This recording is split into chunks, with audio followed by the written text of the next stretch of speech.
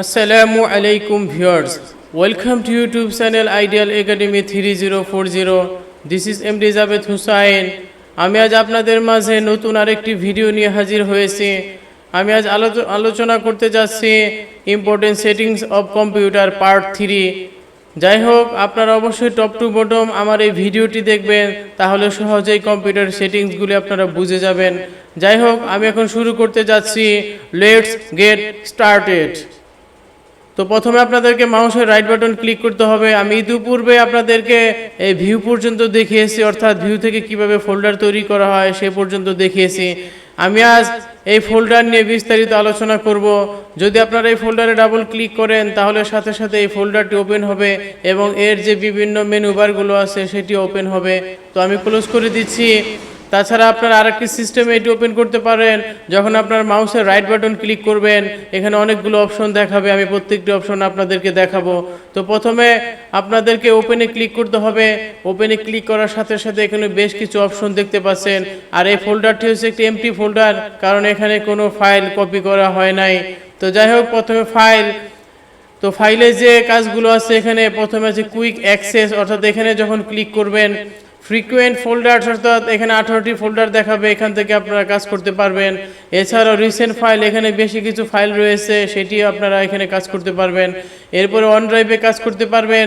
এরপরে দিস পিসিতে যদি ক্লিক করেন, তো এখানে একটা জিনিস আপনারা দেখতে পাচ্ছেন, ফোল্ডারগুলো অনেক বড় দেখাচ্ছে।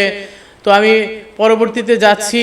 এরপরে যে 3D অবজেক্ট, এখানে আপনার বিভিন্ন অবজেক্ট কপি করে রাখতে পারবেন। ডেস্কটপ, তো এখানে ক্লিক করার সাথে সাথে ডেস্কটপে যত আইকন আছে সেটি শো করবে। তো ডকুমেন্টসে যদি আপনারা কোনো ফাইল সেভ করেন তাহলে সেটি এখানে চলে আসবে।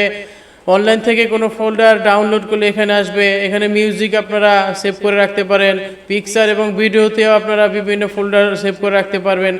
যখন আমরা উইন্ডোজ সেট আপ দেই, সাথে সাথে এই সি ড্রাইভে চলে আসে। এছাড়াও আপনারা যত ধরনের সফটওয়্যার ইনস্টল করবেন সাথে সাথে সি ড্রাইভে চলে আসবে।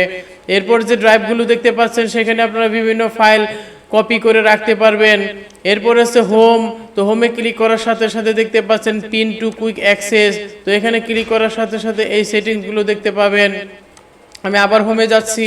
তো এখানে কপি পেস্ট কার্ড বিভিন্ন প্রোগ্রাম রয়েছে, মুভ রয়েছে, ডিলেট, রিনেম, নিউ ফোল্ডার, যা আমি ইতিপূর্বে দেখিয়েছি।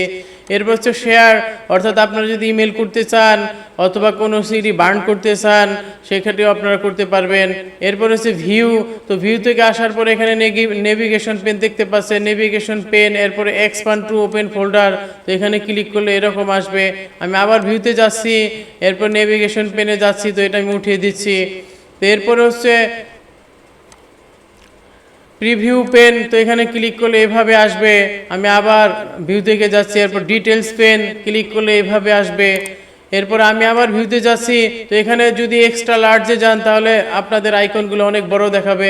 স্মলে যদি যান এরকম দেখাবে, tiles, large icon, list, content, medium icon, details, অর্থাৎ আপনার এখান থেকে যে অপশনটি পছন্দ হয় সেটিতে ক্লিক করবেন, সাথে সাথে সেটি এখানে অ্যাক্টিভ হবে। আমি মিডিয়ামে ক্লিক করেছি, হয়তো আপনারা দেখতে পাচ্ছেন।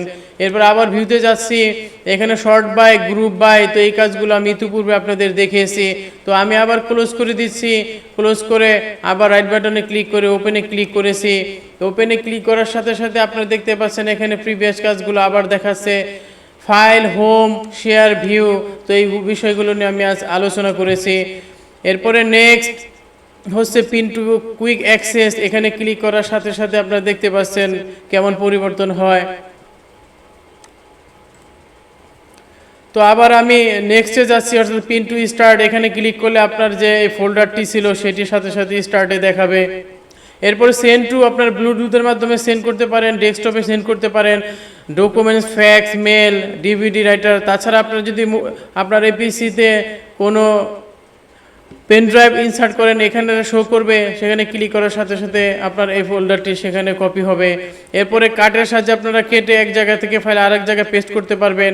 কপি করে আপনারা অন্য জায়গায় কপি করতে পারবেন। আর পেস্ট তো বলছি, ক্রিয়েট শর্টকাটও গত ক্লাসে বলেছি।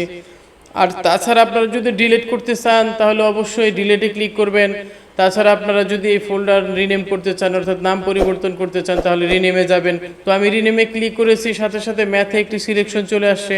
তো ম্যাথ চেঞ্জ করে আমি জাস্ট লিখবো সায়েন্স। তো তো সায়েন্স লেখার সাথে সাথে আপনারা দেখতে পাচ্ছেন এটি চেঞ্জ হয়েছে। এরপর আমি আবার রাইট বাটনে ক্লিক করে প্রপার্টিসে যাব। তো এখানে একটি মজার বিষয় হচ্ছে কাস্টমাইজ। এখান থেকে আপনারা যে আইকনটি রয়েছে এই আইকনটি চেঞ্জ করতে পারবেন। আপনাকে যেতে হবে চেঞ্জ আইকনে, এরপরে যেটি খুশি সেটিতে সিলেকশন করে আপনাদেরকে ওকে ক্লিক করতে হবে, এরপরে অ্যাপ্লাই ক্লিক করতে হবে, এরপরে সবশেষে ওকেতে ক্লিক করতে হবে। তো যাই হোক, আমি আজ এ পর্যন্ত আপনাদের দেখাচ্ছি, পরবর্তী ভিডিওতে আবার দেখা হবে। Thanks a lot for watching my channel. আল্লাহ হাফেজ।